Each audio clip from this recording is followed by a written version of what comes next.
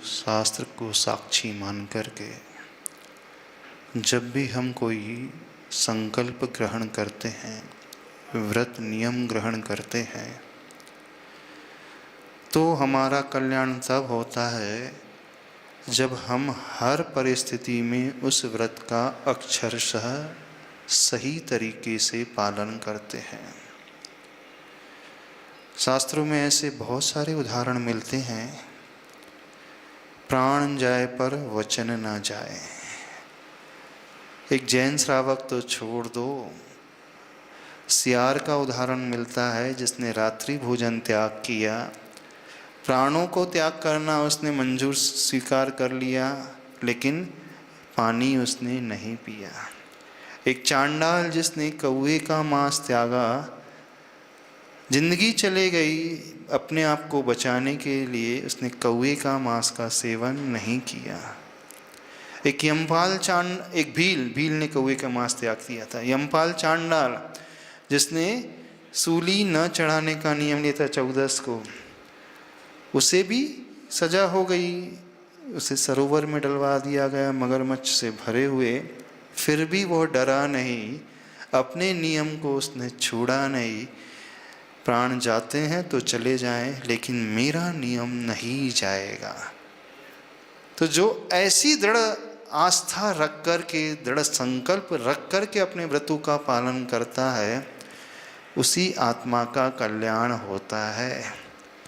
अब आप कह रहे हैं कि परिस्थितिवश हमने समझौता कर लिया, पहले ब्रह्मचर्य व्रत का नियम लिया, लेकिन भविष्य में मन स्खलित हो गया, परिणाम बिगड़ गए, हम अपने आप को संभाल नहीं पाए, तो परिस्थिति के अनुसार यदि हमने विवाह कर लिया, गृहस्थ जीवन अपना लिया, तो उसमें क्या दोष है? अरे मरना तो हर भाव में होता ही, अनंत काल से मरते हुए आए हैं। एक बार धर्म के लिए, तो व्रत के लिए, नियम के लिए मर करके देखो, क्या होगा? ज़्यादा से ज़्यादा प्राण ही जाएंगे। पर एक बार यदि हम धर्म के लिए मर जाएंगे तो मानना बहुत जल्दी ये चारों गतियों के दुखों से मुक्त हो जाएंगे। और नहीं तो ये मन का गुलाम तो अनादिकाल से जीव है ही, पंचेंद्रियों के विषयों का गुलाम तो अनादिकाल से है ही, विषयों का सेवन तो वो करता हुआ आया ही है। व्रत भंगी महाभंगी माना जाता है। जिसने व्रत को भंग कर दिया, वो तोड़ दिया, वो बहुत बड़ा अपने नियमों को तोड़ने वाला माना जाता है। फिर भविष्य में उसे ऐसी पर्याय नहीं मिलती जिससे वो इस प्रकार के नियमों को ले सके। तो होना ये चाहिए, चाहे कैसी भी परिस्थिति क्यों ना हो जाए, हम अपने नियम का अच्छे से अनुपालन करें। अब प्रश्न उठता है, परिणाम बिगड़ ही रहे हैं, हम अपने आप को संभाल ही नहीं पा रहे हैं, चारों तरफ का माहौल ही ऐसा है, संगति ही ऐसी है, तो अनायास ही मन बहने लगता है। जब मन डोलने लगे तो उस समय आवश्यकता होती है किसी योग्य गुरु के पास जाकर के हम अपना स्थितिकरण कराएं।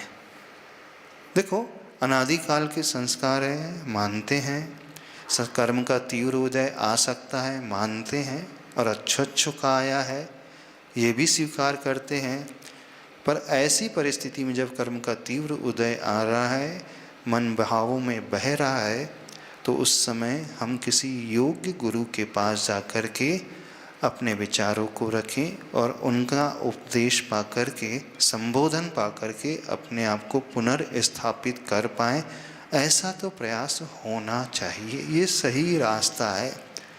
ये नहीं कहा जाएगा कि अब मन में आ गया तो हमने वो कर ही लिया, नियम तोड़ दिया, तो ये कहीं भी ठीक नहीं है।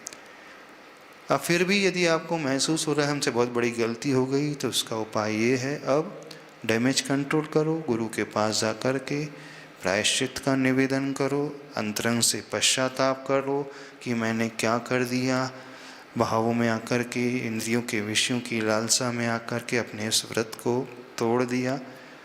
अब उसमें डैमेज कंट्रोल करके थोड़ा बहुत जो सुधार हो सकता है वो करो। पर होना तो ये चाहिए, हर प्रतिकूलता में हम दृढ़ रहेंगे, अपने व्रत को, उस ब्रह्मचर्य व्रत को, उस शील व्रत को कभी नहीं तोड़ेंगे। ऐसे समय उन महापुरुषों की कथाएं पढ़ना चाहिए, सुदर्शन चरित्र पढ़ें जब भी ब्रह्मचर्य को लेकर, शील व्रत को लेकर मन डावाडोल होने लगे, तो उन सुदर्शन सेठ का गृहस्थ होते हुए कैसी दृढ़ता से उन्होंने अपने ब्रह्मचर्य का पालन किया। मुनि बन गए तब उन पर उपसर्ग हुआ, गृहस्थ थे उस समय रानी का उपसर्ग हुआ, सेठानी का उपसर्ग हुआ, वेश्या का उपसर्ग हुआ। हर परिस्थिति में वे दृढ़ता से अपने नियम का पालन करते रहे। एक बात और कहना चाहते हैं, यह भी अध्ययन करने की आवश्यकता है कि मन स्खलित क्यों हो रहा है, तो उन निमित्तों से अपने आप को बचाने की कोशिश व्यक्ति को करना चाहिए।